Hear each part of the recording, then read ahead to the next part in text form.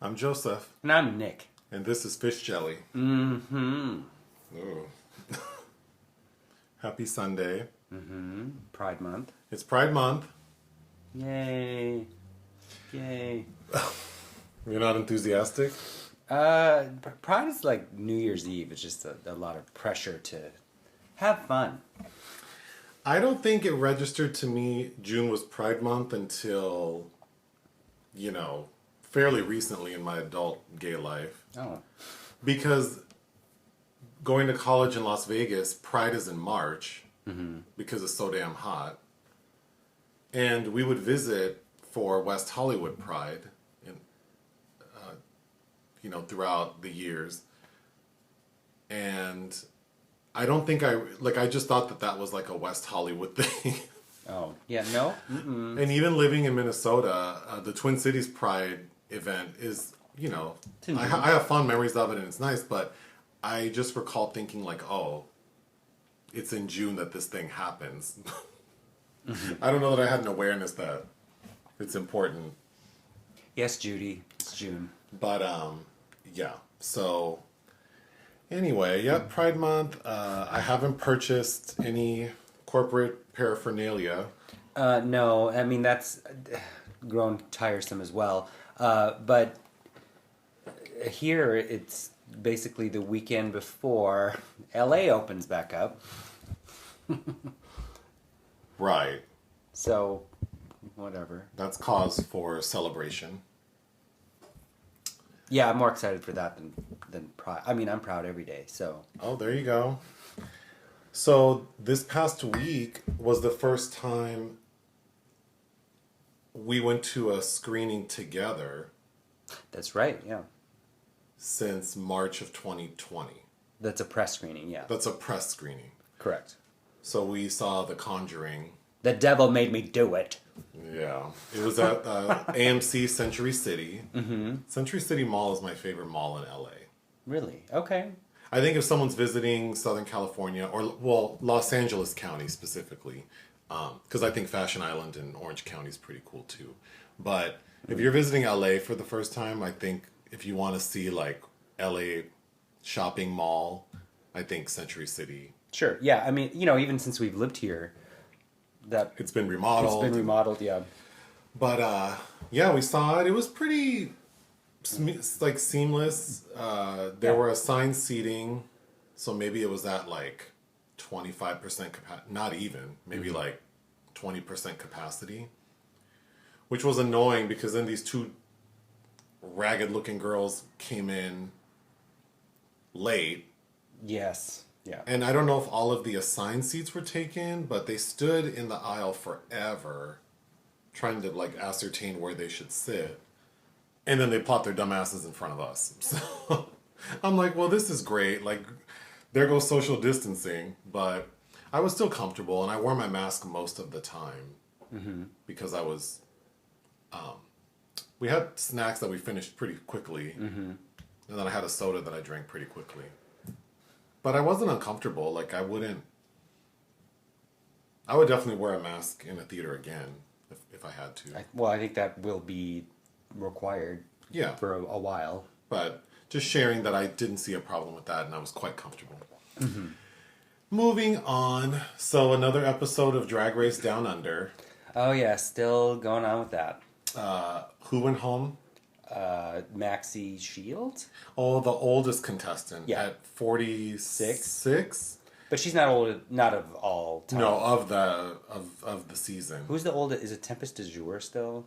Or Charlie Hyde. Or Charlie? Oh, yeah. I think Charlie Hyde. Okay. I liked Maxie Shields. Yeah, he was in drag. He reminds me of Shelley Winters. Yeah, he seemed to have really good energy, and so I'm sad to see him go. He lip sync against the racist, whose name is Scarlett. Is it Scarlett Adams? Envy. Sure. No, Scarlett Envy's the U.S. one. Who's going to be on All Star 6. Yeah. I know all these facts, but it's like, I don't know. Drag Race is kind of trash to me. Because I was listening to Coco Peru on a podcast. And I would say let me ask you, who are your top 3 favorite drag queens? You know, it's RuPaul, Lady Bunny, Coco Peru, but Varla Jean Merman is up there as well. Sure. I would say mine are Lady Bunny, Coco Peru, RuPaul. Jackie Beat. Jackie Beat's very talented, but Jackie Beat is so, like, seems so bitter and angry sometimes. Understandable. Understandable, and I'm not unlike that in many ways, but I don't know that. I think also the venues I've seen her in, her performance doesn't necessarily. Okay. Watching her at like Precinct in downtown LA, I don't know if that was the best fit for her. Sure. But then on the Atlantis gay cruises I've been on, she's performed on one, I think. Mm-hmm. Her and Sherry Vine. And I thought that, like sitting in a little theater or a cabaret lounge with, maybe some older gay people, like my age and older, who, are fine sitting and drinking a glass of wine and not being loud, mm-hmm. But going to like a gay bar to see like non-Rue girls sometimes is difficult. Like, well, older queens, because mm-hmm. they're actually putting on a show, whereas these younger queens are just lip syncing to music that people. It's not that different sometimes from the music that was playing before they came on stage. Sure. So it's not as big of a disruption to the vibe. But that being said, yeah, my favorites are those. But anyway, I was listening to Coco Peru. And I don't even know why I brought her up. She was talking about Drag Race Down Under? No. My mind totally went blank. Oh. It was something good she said. It'll come to me. But we can move on. Unless you have something else about Drag Race Down Under. No, I think it's just... Now more than ever, it just seems evident that... I don't know if they didn't have behind-the-scenes production on this. Like even the judges panel... It doesn't seem like people are feeding RuPaul commentary. Yeah, you made that observation. Because her critiques are very basic. Compared to a U.S. season. Right. Where she's quite witty. And all the quips. Yeah. And, I mean, you had told me before, for years it's been known that there are people, in her She wears an earpiece and someone's telling her. Yeah, and with Down Under, it sounds like it's all her. Yeah. And her is kind of mean and impatient. Yeah. So, which, that's okay too. It's just weird to see her be so different. Yeah, and even Michelle, they all just seem, I don't know. It's a little rough. But and it just seems, I mean, it's always been overly produced, of course, but just it seems so, it's obvious that they want to make electroshock. They pegged them ahead of time, I'm assuming, as who's going to be the underdog story, and who, they have an obvious slant already, because even electroshock's treatment it seems so over the top and ridiculous. Right. Well, let's move on from. I feel like this podcast could be called "We're Disappointed with Drag Race Down Under." So.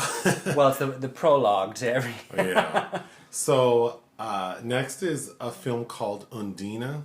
Undine. Oh, so we're doing shout-outs to films we didn't cover on the channel. Well, we're skipping around, but okay. But Undine, our screener expired, but I saw it at the 2020 Berlin Film Festival, and it's a Christian Petzold film, who's a favorite of mine. He's from the new Berlin School of Directors, who, until very recently, his main collaborator was Nina Haas.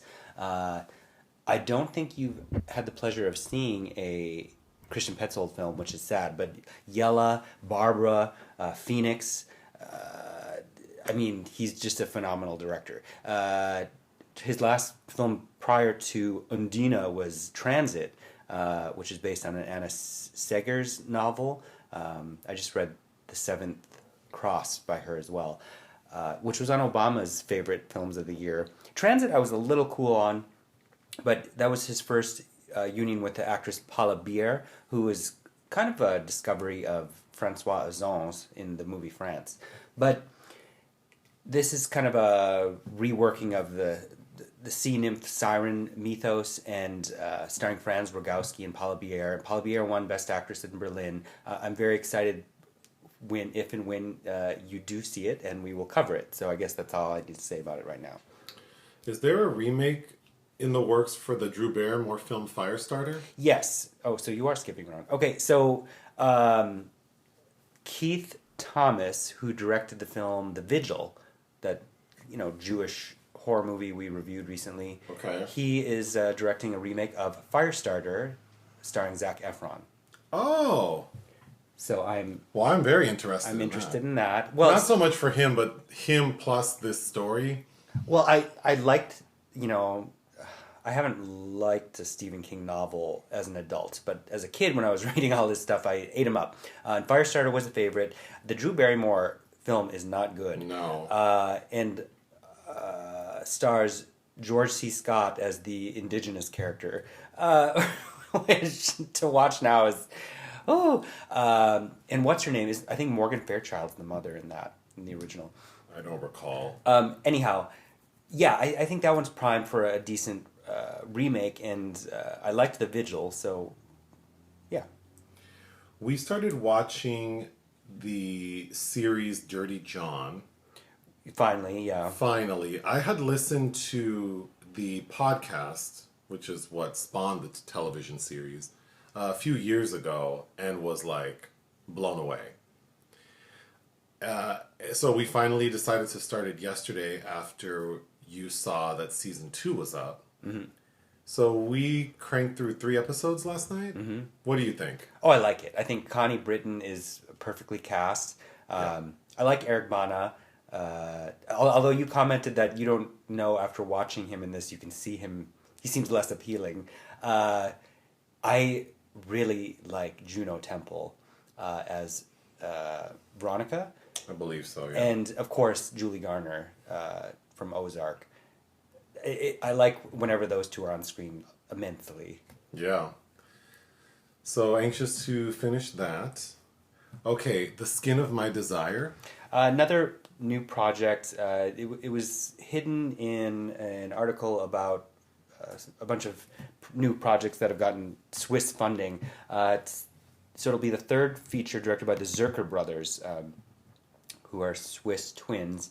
Previously, they directed The Strange Little Cat in 2013, and then this past year, 2021, their sophomore film, The Girl and the Spider, played in the Berlin Film Festival, which I reviewed and really liked. So I'm very excited to see, because there was this 8-year gap, that they are already working on their next. I don't know anything about it other than the translation of their title is The Skin of My Desire. There was a documentary on Netflix called Studio 54 we watched earlier this week. Mm-hmm. And it's just, it's not really anything we don't already know, necessarily. For anyone who's interested in Studio 54, they probably already... Well, did you put that on because we'd watched Halston? Well, in the mornings I like to just put on something because I get up so early. So I had put it on but was working, so I didn't pay full attention. And then I think you were preparing dinner one night, mm-hmm. perhaps, or lunch, when I said, well, let me put it on, and I put it back to the beginning. But, yeah, I don't know why I even wanted to talk about it, except to say that I think the magic of Studio 54, it's one of those things that over time I don't know that the lore and the appeal of it will last, because it at that time it seemed so revolutionary, but I think we saw in the early 2000s sort of the club rave scene and mm-hmm. people having mega DJs and EDC and all that I feel like sex, drugs, and music is not something that's something that's long past or long since passed, and had COVID not happened, it would still be going strong. Mm-hmm. It'll come back. So just watching it, I thought oh, it's so interesting how something can be so glamorized, and then when you think about what's behind the curtain, namely Stephen Rubel. Oh yeah, one of the owners, who's this snivelly little closeted gay man who, I think, as someone who develops products, it's I develop products that I wouldn't necessarily use. Mm-hmm. So, it's not to say that I can't develop a product that I wouldn't use, or he can't open a club that he wouldn't go to, or that a dentist has to have beautiful teeth. Those aren't required, but I think thinking about how that club developed sort of the idea of the velvet rope and being notorious for picking and choosing who can come in, and it's just so funny. Like, because I've never, I mean, you know me. If there's a line Oh yeah, for me to get in somewhere, or there's any kind of wait, it's not worth it. Oh yeah, if there's it's a celebrity hotspot, count me out. No. Oh, automatically, I don't want to go. Or if it's like, you know, what's that restaurant on Sunset, the Griddle? Mm-hmm. Yeah. That only serves breakfast. Oh, great pancakes though. Great. If you're in LA, well, this is the problem because everyone who comes to LA wants to go to the Griddle, and there's always before COVID, always a huge line to get shitty service in a really cramped space, and And the service is shitty. Yeah. So that's how I think about Studio 54 like that. Like, just, I appreciate at that time and it being a place where people who were left of center felt like they could go, right? Because the queers and the freaks all went. And so I think that's great. Well, the notion of the underground gay, or the underground club is staying underground, like Berghain in Berlin, which notoriously turns away hundreds of people every weekend, thousands even, depending, I guess, on the weekend. But caters, to a specific type of person, i.e., gay men by themselves.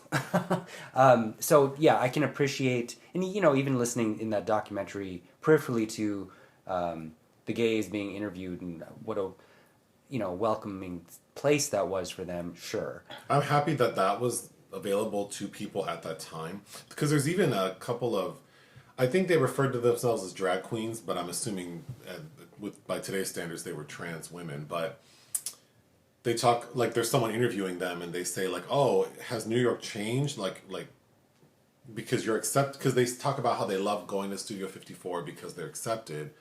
And then one of the girls says, no, honey, don't get it twisted. When I leave this club, people are awful to me and abusive. So it's just like, this place feels comfortable. So that, I'm happy that it was there at that time for people to feel safe. But it's just interesting as the years go by and as different movies or different documentaries include Studio 54, it's just like, because even the Halston series on Netflix, the depiction of Studio 54 was very like, oh, it's just like, it almost seems like an ultra lounge, like, where, and it was sparse, maybe because of production, they just couldn't replicate the real thing. But anyway, next is, I discovered a reality TV series, I think it's only on YouTube, called Chasing LA. And I found it by accident because I was trying to find a review for the movie The Retreat, the Pat K. Mills movie. And couldn't find one. I think we're the only review, at that time, we were the only review up for that film. But there's Chasing Atlanta, and there's an episode called The Retreat. So that was the first thing that popped up. And I checked it out, and then I saw that they have an LA version. It's not for everyone. The quality is, I'm the last to talk about quality with our videos, but the quality of it is not the best. I would encourage people who are the sort to like, it's all queer and trans people of color, and they're doing a reality show a la, like Real Housewives, and I really enjoy it. It has all the foolery and fuckery that you would expect in a reality show. All the overproduced melodrama. Oh my gosh. But it's enjoyable, and seeing these people sort of like, it makes me happy because there are so many people out there who are so knowledgeable or so talented in some way or have so much personality who will never have a voice. And then the people who do have voices are so like, meh to me. So I think, like, I did a slight bit of research to see who created this, and I couldn't find it. But I think whomever created it, it's pretty smart. Like, the marketing of it, even though... So the problem with the production is the sound. The sound is terrible. Yeah. Because no one's mic'd. But, I don't want to be mic'd either, so... But it looks good. And the format of it is very similar to all other reality shows. And the best, so if you like seeing queer and trans people of color do their thing and be overly dramatic for entertainment purposes, and you want to support creatives who don't have the biggest platform, I would recommend checking out Chasing LA. But the best part of Chasing LA is in the middle of every episode, because they're about like 50 minutes long. There's a 4-minute intermission where I believe she's a drag queen, I don't think she's trans, person named, it's a play on Ayanla Van Zant, but it's like Van Zap. She gives a review, like a mid-episode review of the episode, and that's the best part. Well, because they're very withering reviews. Yes, like she's been commissioned to review a show where she's basically shitting on it. Yes. But in a very sort of constructive way and very like motherly way. Yeah. And I would say that it is worth watching all of the episodes, even if you just sort of fast forward to her part, because she's great. She needs her own show reviewing a lot of things. But we'll end this section by talking about, you seem to be very excited about the Cannes lineup. Well, there are several other films. I know that. Oh, okay. I will get to those. Oh, okay. Relax. The Cannes lineup. Yes, so on, was that July 3rd? Yeah, Thursday, July 3rd. The Terry Fremont unveiled the competition and Un Certain Regard and a bevy of other side programs. The 2021 Cannes Film Festival, which will kick off July 6th to 17th, which everybody's been waiting for with bated breath. I am overly happy with the lineup. It's bigger than usual. There are 24 titles competing, which already stresses me out because I think it's going to be hard to get around on the ground there. As usual, there will be some late additions. I've heard about 5 titles to the official program will likely be added. 2 of those likely in the competition, which would be 26 titles. And they've also unveiled a new sidebar called the Premieres section, which is bizarre to me. It's kind of, which has major names, like just a few of the names in their premiere section. There's a documentary by Andrea Arnold, the Desplechin film that's an adaptation of the Philip Roth novel, Hong Sang-soo, Cornel Mundruxo, somebody else I'm forgetting. Anyhow, it just like, oh, these will premiere in the competition, or not in the program, but not in the competition, which is bizarre because those are major names. So it just gives this impression that we thought they were good, but not good enough.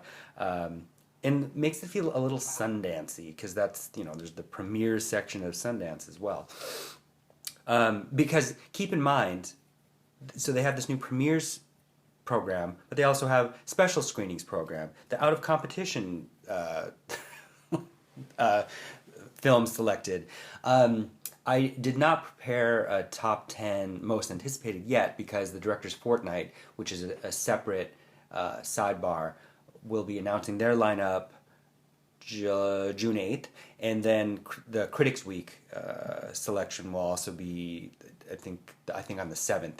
So after all of those, then that's kind of the complete Cannes program, and so maybe our next podcast I'll talk more at length about things I'm really excited about. However, notably, I think the record number of women directors across the program is a newly set record. However, in the competition itself, there are only 4 women competing, which really isn't that. So 20 are men and 4 are women. But the women that are playing there, I'm kind of excited for. Mia Hansen loves Bergman Island, although I'm a little nervous about that because I think it's been passed over several times at other major festivals, including, I thought, Cannes last year. But, Mia Hansen love, you've seen Things to Come. With Isabel? Yeah, which I love. Okay. I couldn't stand her movie she did after that called Maya in 2018. So this is... I'm looking forward to it. Catherine Corsini has a lesbian drama called The Fracture. This will be her second time in competition. Another one I'm really excited for is Julie Ducournau's sophomore film called Titane with Vincent Lindon. And her first film was Raw. And you know what? You haven't seen Raw that premiered in Critics Week. I think you'd like it though. It's a cannibal horror movie. Oh. With a prominent queer character. Definitely worth watching. I've heard that her next one is kind of trashy, and so that is even more exciting that it's in the competition. And then Hungary's Ildikó Enyedi, who won the Golden Bear at Berlin for her last film on Body and Soul, and her newest film is The Story of My Wife, which I read the book about a month ago. It's based on by Milan Fust, which might come back into the conversation of our main topic for today. Moving on to films you watched that we did not review on our YouTube channel. The first is City Slickers. Yeah, I've never seen City Slickers. Our friend Javier recommended it. Mm-hmm. He seems to like it. Yeah, it's okay. You know, Jack Palance. I can't believe he won an Oscar. He won his Oscar for that film, and famously, I believe that the acceptance speech is when he got down and gave push-ups. You know, I love him in Sudden Fear with Joan Crawford. He's fine, but I just don't see what was so remarkable about that performance. I don't either, and it made me look up who he was up against, and you know, I guess he was the most exciting thing in the Best Supporting lineup that year. But you know, if you think back to this period, so Palance was the one who announced 1992's Best Supporting Actress, which was My Cousin Vinny's. Oh God, I'm blinking on her name. Marissa Tomei. Marissa Tomei. And everybody was up in arms and suggested. I wanted to say Tamara Moore or something. No, Marissa Tomei was up in arms and suggested that he read the wrong name off. And it's like, well, technically, she was more deserving of that award than Jack Palance for City Slickers. But anyhow, it's just funny, you know, because they're men having a midlife crisis. Bruno Kirby and Daniel Stern, and a useless Helen Slater, and just how films about men suffering from a midlife crisis. Give me John Cassavetes' Husbands. Go see that film over City Slickers. It also made me think, what would Billy Crystal could have been a looker if he would have gotten rid of that hairline. Oh, that hair is because he has like a 6 head. Like, it's just out of control.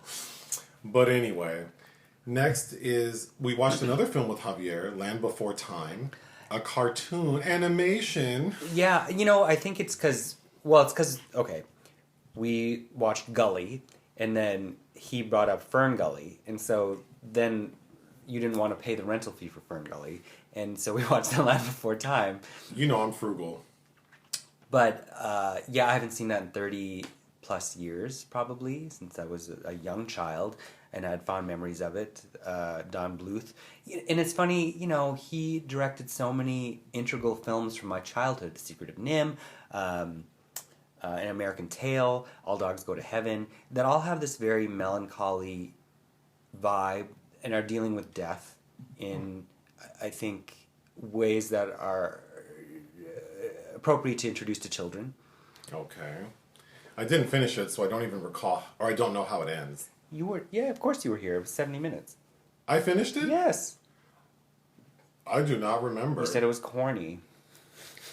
They make it to the promised land. The Great Valley. The Great Valley. And then that's it? They just... Yeah. Oh. I mean, there's like umpteenth sequels that I've never seen, but... Okay, to be fair to this movie, I think I would watch it again if it were like in a theater. I think the visuals and the sound, like... The score, James Horner's score. I would watch it again if I could see it in a theater. I mean, that's what really works the tear ducts, is that score. Okay, what's Wildcats? I watched it. Yeah, with Goldie Hawn. What were you going to say? Pandora Box. No, Goldie Hawn. I think Pandora Box looks like Goldie Hawn in this movie. Sure. Well, she has terrible... It's 1986. She has terrible hair. Yeah, she has like this feathered shag mullet combo. She looks electrocuted. And it's like you can tell her highlights are very fresh. Mm-hmm. Like, because it's about a coach. Yeah, she grew up football. Her father was a football coach. It's her dream to teach her own. She gets Or hired. teach her own. She gets hired, like in an inner city school In Chicago. In Chicago, it's kind of like if Dangerous Minds were like slapsticky, kind of. Yeah, remember the Titans versus Dangerous Minds. Directed by Michael Ritchie, who was a pro at the sports-related dramas. I mean, he did Downhill Racer with Robert Redford, the skiing film, which is a great film, actually. He did Bad News Bears, which I've never seen and was remade. And he did a really good film I like called Prime Cut, starring Gene Hackman and Sissy Spacek. But yeah, this film, you know, I've known about it for years, and I just put it on. And it's one of those 80s films that was a starting point for a lot of people, so it's fun to see all of them. Like Woody Harrelson. Woody Harrelson looks good. And Wesley Snipes. And Willie Snips, who I really like, is in it. And McKelty Williamson. And Nipsey Russell.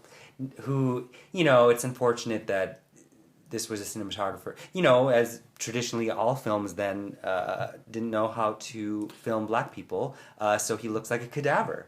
Yeah, poor Nipsey. But he's like nearly 70 in this film, and he looks great. He's but spry. His makeup and it's the makeup more than the lighting. It's pretty bad. Yeah. But it was on Amazon Prime, Mm-hmm. so I'd recommend Wildcats on Amazon Prime. It was a fun watch. It also ends. The end credits are all the football players with Goldie Hawn singing a song to LL Cool J's football rap, which I thought was very entertaining. I would actually watch it again. It wasn't as much of a train wreck as I was expecting. Well, we need to move on. So the debut. Oh, so Cult Epics put out a trilogy of Dutch filmmaker Nushka van Brakel, and I've watched two of them. I have not seen A Woman Called Eve, which features Maria Schneider, a lesbian film. So I watched the debut, which I believe is the first one, and it's basically about forbidden love between a very young teenage girl and a unattractive middle-aged married man. You know, kind of like Lolita, mixed with the Swedish I Am Curious Yellow and Blue feeling. Just okay. But her magnum opus, which I just finished watching, was The Cool Lakes of Death. That makes me want to say dive into the cool waters of Darien Yes. Lake. Which is very much like a Bronte sisters novel, but it is based on its own acclaimed novel by Frederick Van Eden, and features an actress I really like, Renee Soutendek, who's also in A Woman Called Eve. You might know Renee Soutendek from some very early, excellent Paul Verhoeven films like The Fourth Man and Spetters, and she's also one of the witches in Guadagnino's Suspiria remake. I wish all of these fantastic older European actresses are playing these witches, which to me was my favorite part of Guadagnino's take on that. But Cool Lakes of Death also it felt very much like the woman's version of something like The Story of My Wife. It's about this woman who loses her mother at a young age, and her father hires this governess who's puritanical, and they make her feel very repressed about sex. That she grows up with this boy that's sweet on her who becomes an artist. He's below her class. She marries somebody else in like a spiritual marriage this man that doesn't believe in sex, basically. And then she has a love marriage, a sexual tryst with this famed pianist. But because of that, the husband tries to kill him. They abscond to England. She gets pregnant. Pianist leaves her. There's the baby dies from like typhoid fever or something, and then she loses her mind, becomes a prostitute, and is addicted to morphine. That doesn't sound so bad. No, I was quite entertained. What is La Piscine? La Piscine. Rialto Pictures has restored the 1969 Jacques Deray. I guess you could call it a classic. It's about to be put on Criterion, and I went to the theater to see it with two friends this week, and had some interesting conversations right after it, which I think also relate to the conversation we're about to have. But it's notably was remade by Luca Guadagnino in 2015 now, with Tilda Swinton and Ray Fiennes and Dakota Johnson. It stars Rami Schneider and Alain Delon, and Rami Schneider's transfixing in it, and a very beautiful Jane Birkin. Robbie Schneider? Rami Schneider? Yeah, she's... a lady. Yeah. Okay. Yeah, I know I've talked about her before. You talk about a lot of things. You've seen her before. You've seen her in The Most Important Thing Is to Love, which you were upset that I made you watch that. Well, then I blocked it out. This was, I believe she'd already broken up. She had a very high-profile romance with Alain Delon. Again, not a great film about very superficial people. A murder happens. It's beautifully shot. Was more fun talking about afterwards. But this is the second time I saw it. I own the Alain Delon collection, and I watched it in prep for the Guadagnino remake years ago. Okay, lastly, The Real Thing.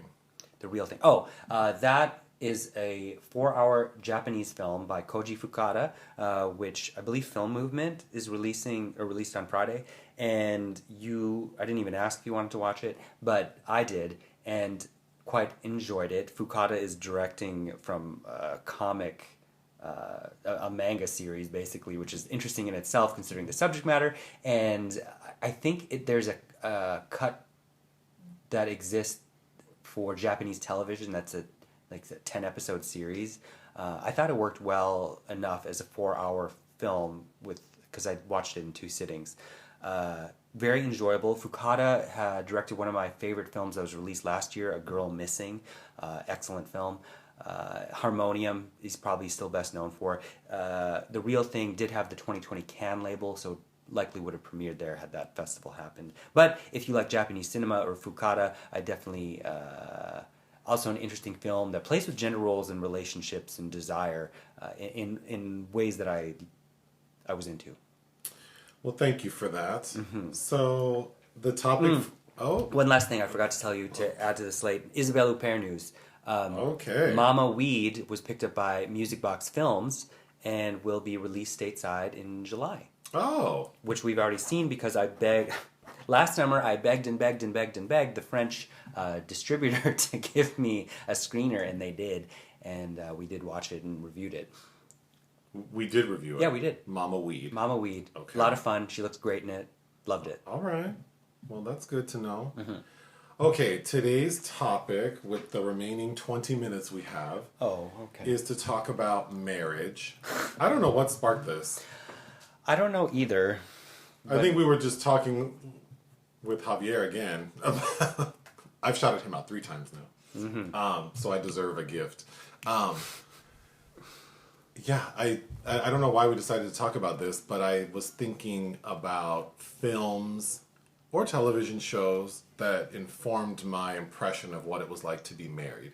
Okay. In addition to witnessing my own parents be married. Sure. Which I don't know. Now that we can talk about it. Well, kind of how the accepted universal dysfunction of what marriage... Right, when you're in it as a kid experiencing someone else's marriage who also happens to be your parents, it's very interesting because I think the relationship that, I'll just speak for myself, like the relationship I have with my parents seemed very separate from their relationship. And right. I don't know that I ever acknowledged that. I don't think I understood that like these 2 motherfuckers have like a relationship they need to manage outside of like myself and my siblings. Right. So, yeah. So thinking, we can talk more about it, but initially, just kind of quickly, I wanted to know what are some films we associate with like our impression of marriage and why? I think you had asked me when I think about marriage, what film pops into my mind, and it's always, because I reference it all the time, Who's Afraid of Virginia Woolf? 2 people being awful to each other. But also coming to this moment of grace at the end of it that is very poignant and kind of forgiving. It's stunt casting with Liz Taylor and Richard Burton screaming at each other, who are actual spouses. Right. And divorced and remarried. Yeah. And just how, introduced to 2 outsiders who they play, drunken games with. And just how, yes, it's dramatic. It's based on a great play by Edward Albee. Mike Nichols, I think his debut. But just the kind of exaggerated truth it gets at, and I don't know. It's a difficult film, but also highly entertaining. Well, since I know you'll have more to say, I'll just run through mine. I think when I think about marriage, I think about the War of the Roses, Sure. Yeah. which is really more about divorce. Well, I think you can't have one without the other. Sure, but I think I always thought, because I watched that pretty young, maybe like 10. You know, my thoughts on that film were I loved Kathleen Turner and I'd seen Jewel of the Nile and Romancing the Stone, and I remember watching War of the Roses and being so unhappy as a kid because it's not funny. Well, I just remember thinking that marriage is awful and it's going to end terribly. But other things that popped into my head were the more recently Marriage Story. Oh yeah, I mean yes. With Scarlett Johansson and Adam Driver. Adam Driver, which I thought is a sad film. Mm-hmm. And several scenes and ideas resonated with me a lot. Namely, like Scarlett's character feeling like her husband doesn't support her. Mm-hmm. Not so much like that's how I feel in my life, but just like her saying that really felt real. Like, yeah, I could totally see, based on this story, how this character would feel that way. And then I also felt so sad for Adam Driver's character. Aside, he contributed to the discord, but then the rigmarole he has to go through to see his child was just so sad. Mm-hmm. Yeah. Because, at the end of the day, these two people had a baby. Mm-hmm. And so, aside from wasting their years together, they created a life, and now this poor life has to deal with this bullshit. Oh yeah, and the circus of the court system, when with 3 excellent performances, I thought, by Alan Alda, Ray Liotta, and especially Laura Dern, are kind of a different than what we're talking about. But yeah, I think I remember feeling reluctant to watch that with you because a lot of it did feel very relatable. Relatable, yeah. Well, that's, I think, we can get into it, but lastly, I was going to say another example from television that I think really informed my idea of what marriage was the sketch comedy show In Living Color. David Alan Grier and Kim Wayans they had a recurring bit where they played an elderly married couple who, when they were surrounded by company, were very loving. But as soon as they were alone together, they were so mean and nasty to each other. Mm-hmm. But then they would always end their sort of like fights with, but we're still together. Mm-hmm.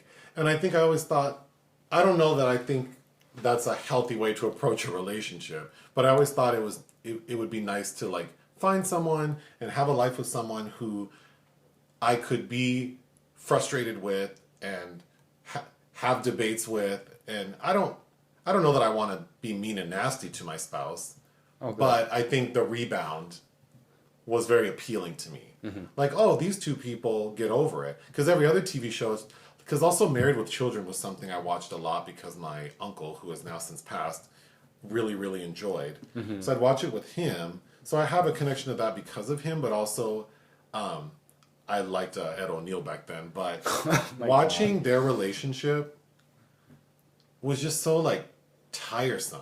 Yeah. Because it's there's never any reprieve from the disdain they have for each other. And that seemed very, even in my little pea brain back then, toxic, yeah. Well, not only toxic, but just unrealistic. Because then it's who would stay in a relationship where there are no peaks? Mm-hmm. And the answer is a lot of these dumb bitches out here. A lot of y'all out in this world do stay miserable. But at the time, I remember just feeling because In Living Color and Married with Children were around the same time, thinking here's a married couple who also don't get along, but then they have moments where they, say they love each other. But you had some other examples I think you wanted to bring up. Well, I think my mind was going towards, first of all, because this is a very heteronormative lens we're discussing marriage under, because that's what a proliferation of examples exist. But I was going towards kind of off of I have 2 tangents here, off of Who's Afraid of Virginia Woolf, these projects that creatives are using to mine their own issues, like Angelina Jolie's By the Sea, starring her and her then husband Brad Pitt, which she chose to be the first time that about a sterile couple. Ironically, that's the first time she was credited as Angelina Jolie Pitt.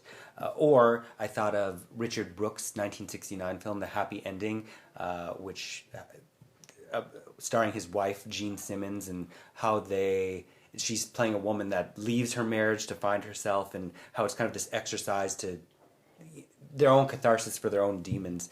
And Scenes from a Marriage, of course, Ingmar Bergman's with Liv Ullmann.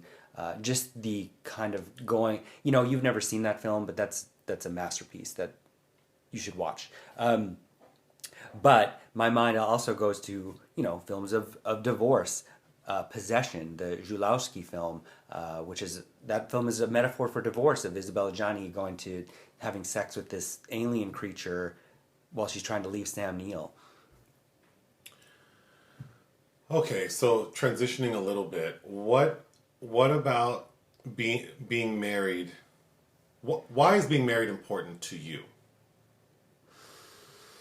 Well, I think that it conveys a sense of commitment to others. Is that there's this is our stability in our world, and we take each other seriously. It should connote respect, equanimity, etc.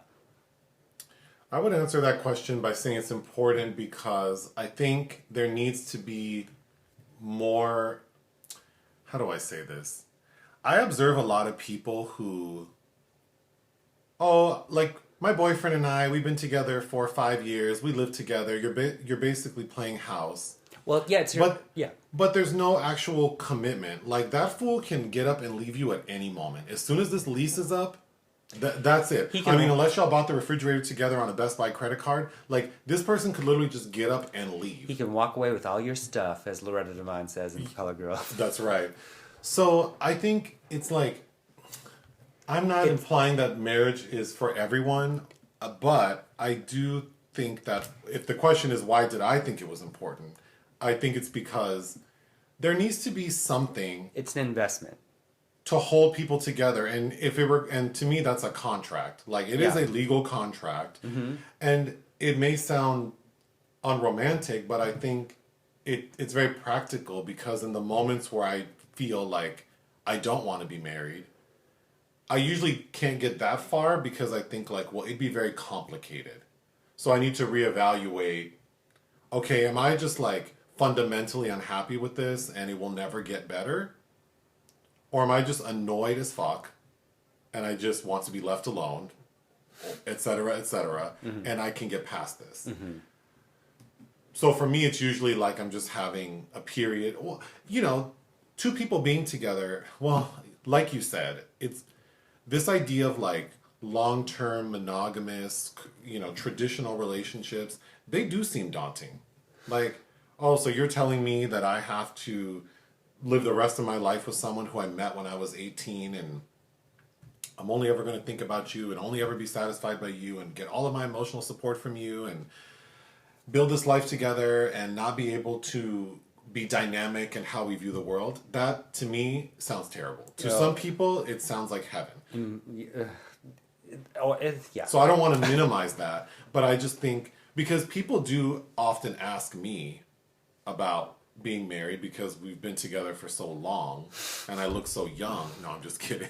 But, so people often ask, like, what is that like? Or, usually they're saying like, oh, that's really cool. What is that like? Oh, yeah. Usually the calculation is, I'm 36, and when I say I've been married to you for 13 years, they're like, oh, you...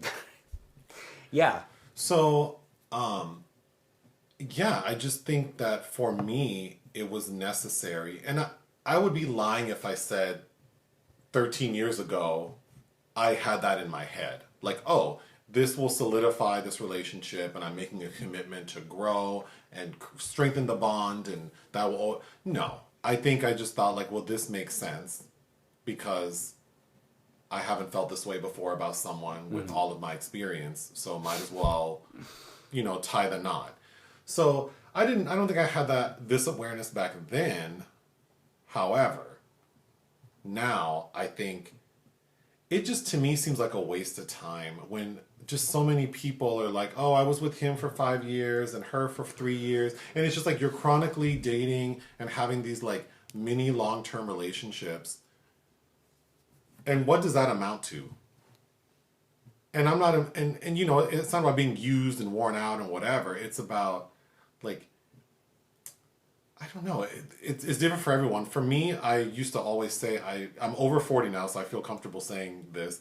I used to always think I don't want to be 40 and have never like committed to someone. I used to think that because I used to think like it would be too late. It's not too late. People find love at 90. Yes. But for me, I think if I were single today, having never committed to one of the countless men who I dated who were so sweet and nice, I think I'd feel like a fool. So to me, marriage was like the acknowledgement that I met someone special and I'm committing to creating a life with this person, and I'm going to work through the ups, or I'm going to work through the low moments in hopes that there are, you know, high times ahead. And obviously sometimes divorce is necessary. Sometimes people should break up. I'm not saying just stick with someone because you shouldn't be alone. But yeah. What other thoughts do you have? I went on a rant. No, it's okay. I think the reflection, you know, to bring it back to cinema, I guess, if you will, you know, the reflections we see, I think, are most often of people having issues dealing with, you know, minding the gap. The institution and how it's supposed to work, how it's in our minds about how it's supposed to work, and then the reality of it, the messy reality of life, and our desires and our emotions, and how it's, even with somebody you know so well, it's difficult to be on the same continuum at all times, and it's just not possible. So there, I think culturally there should be more of an acceptable paradigm shift, because even, you know, because we, for all intents and purposes, eloped, because we got married before gay marriage was illegal. So in the state we were living in, right? So we had to go to a state where it was legal, right? And it wasn't until 2013 where we were finally, with the Supreme Court ruling, that we were finally in a place where it was recognized. And I think since then, the shift that I've noticed in people's attitude towards us is that the assimilation means that we're supposed to adopt heteronormative values, which neither of us do or agree with. Like, equal rights shouldn't be adopting heteronormative values. Right. It's just, I want to be treated equally. Because everybody's relationship should be for their own, you know, it's really for everybody to figure out on their own. But I think as far as what is so compelling about, across all cultures, watching people in their committed unions is a lot of the same, you know, universally human issues. And I think one of the filmmakers I wanted to bring up kind of lastly is, oh God, I'm blinking on his name now. The film The Face of Another by Hiroshi Teshigahara, who Criterion has a lovely set of 3 of his films from the 1960s. But Face of Another, he adapted a lot of Kobo Abe's novels, including most famously Woman of the Dunes, which is kind of an excellent metaphorical film about relationships as well. But The Face of Another is about a man whose face is scarred, disfigured in an accident, and so his face changes, and so then he seduces his wife, but she believes him to be somebody else, and kind of causes their ruin. Which also reminds me of the Kim Ki-duk film Time, in which a woman is so upset that her relationship has grown stagnant. I think it's just with a boyfriend, but she has plastic surgery to look like someone else to re-experience that honeymoon period with him, unbeknownst to him. Oh. But, you know, just the lengths we go to reclaim those early moments of attraction, because if that's all that the foundation is, then it's going to crumble. Oh, for sure. Yeah. That being said, I do think I used to feel like there's definitely a criteria for who I would have considered being in a long-term relationship with. And I think the two things were, would I be comfortable introducing this person as my significant other? Right. Which I don't think a lot of people think about. Because I see a lot of people in relationships with people who I know they're embarrassed to be with. And, well, it's true. A lot of, you know what I'm saying? Yeah, a lot of of people are in relationships with people who they are embarrassed to be with. They can't take them anywhere. They can't socialize with their friends, other family members, their coworkers. They're embarrassing. So I always thought, like, I definitely don't want to be in a situation with someone who I can't be with publicly. Right. Which sounds obvious, but it's not to some of y'all. And someone who would age well, because I used to think that too, because I used to think like, oh, I'm going to be with this person forever. Mm-hmm. And some of y'all age like milk. So what am I going to do? You're talking about white people. No, no, not at all. Like just some, like, but there was more to it. I used to think like, oh, some people really like go hard on life in a way that I don't see as being a good value. Mm-hmm. So I think I used to think about that. Sure. Like, oh, I'm not going to date someone who parties really hard and like smokes like a train and like does drugs every weekend, because you're going to be like ragged in 10 years. And then what am I going to do? God. Which are very that sounds dumb, but I think that's what I thought. Okay. Just thinking about being married and what that meant. Like, clearly I'm not a master. I think that, the real key is that you will need to learn how to, check your own pride and be forgiving. Like, learn how to forgive. It's like, like you've had to forgive me a lot? Yeah, girl. I'm sure the same. I mean, it is what it is. I choose to forget. Anyway, before we wrap up, you have 2 minutes. Are you reading anything? I like to talk about what we're reading. Okay, so Nick read a book called Gay Bar, and he said it was something it would be something I like. Yeah. But, I read like 1 page a day, so I'll have a review available in 2023. Oh, but anyway, you read that book, so I'm currently reading that book. Yes, and I would like to talk about it and compare it to Larry Kramer's Faggots. Okay, well, we will do that when I finish. But also this week I finished. I've never read Donald Goines before, who is the godfather of urban lit. I like how the Village Voice on the cover of this says the voice of the ghetto itself. I read Never Die Alone, which is the only Goines novel adapted for film, starring DMX, directed by Ernest Dickerson in 2004, which now I need to watch. But it was entertaining. Tupac has a quote on the cover that says, "Machiavelli was my tutor, Donald Goines was my father figure." So if you like pulp fiction, I suggest that. And now I have moved on to Only Yesterday, an informal history of the 1920s, published in 1931 by Frederick Lewis Allen, because I watched a Tribeca screener that I can't really talk about called Roaring Twenties, and I've had this book forever, and it motivated me to read that. But fascinating stuff. Because the Roaring Twenties film, it's a French film playing it that will about to premiere at Tribeca. One character suggests that its century doesn't really begin until the 20s. All right. Well, final words? No. Power to the people. Here we go. Love, peace, and hair grease. Ta-ta. Bye.